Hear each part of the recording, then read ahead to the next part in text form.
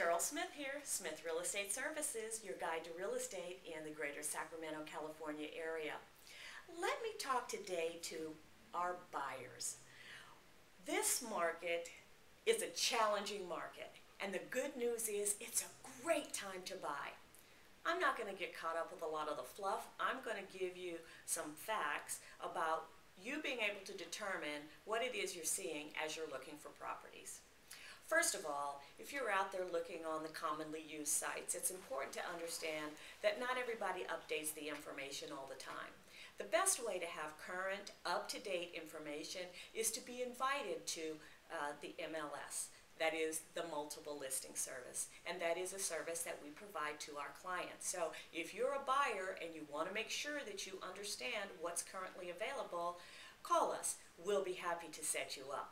Now, once we set you up, you will want to know, how do you decipher these different things that are on the multiple listing service? There's basically 5 different things that you may not know. Actually, 4 different things that you may not know what they mean, so let's talk about those. The first category is active. If it says it's active, it might be an active traditional sale, or it might be an active bank-owned or REO property.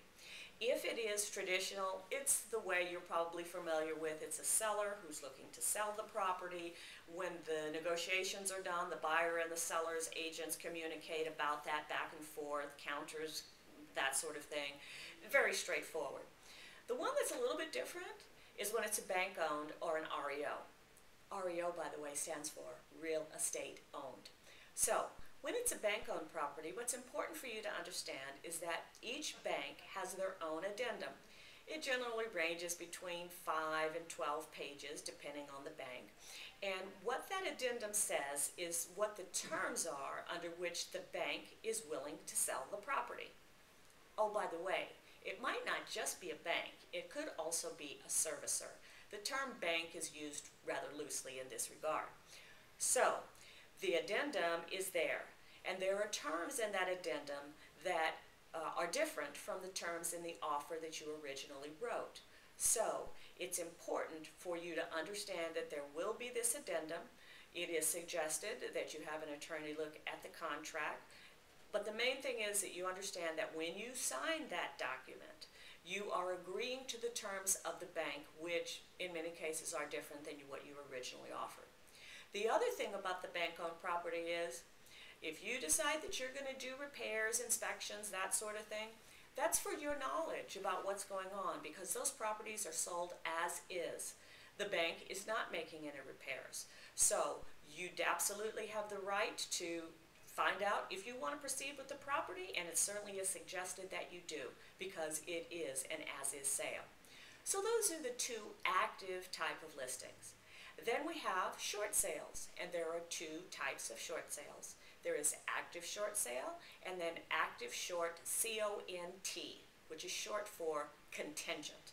Now, to review, a short sale means that the owner of the home owes more for the home than the home would currently sell for.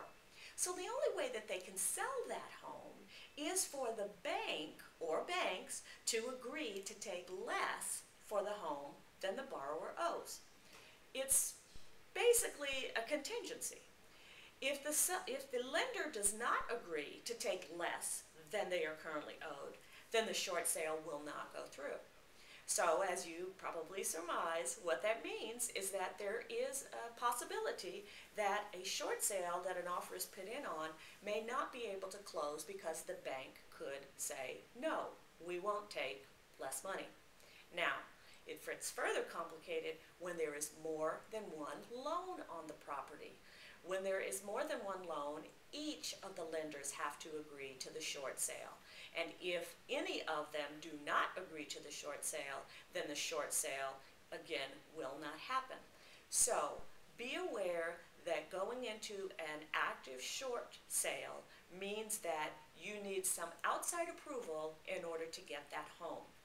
It also means that potentially that process is going to take longer than a traditional sale because of those additional approvals.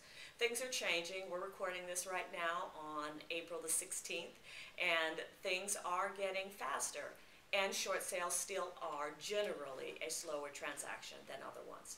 Now, active short CONT or contingent means that all the same things we just talked about, except now they actually have an offer from a buyer and the package has been submitted to the bank for consideration.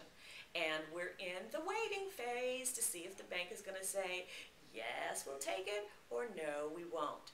And again, the more loans that are on the property, the longer it could take and the more challenging it could be to get all of those approvals. If you submit an offer on a property that is active short contingent, then you're likely to go into backup position and your offer is not likely to be presented to the to the lender, because most lenders want to see one offer at a time. The listing agent would be able to provide that specific information for that specific lender. So, the final type of property is not available at all. It is the one that is called pending, and that means that an offer has already been accepted and it is currently in escrow.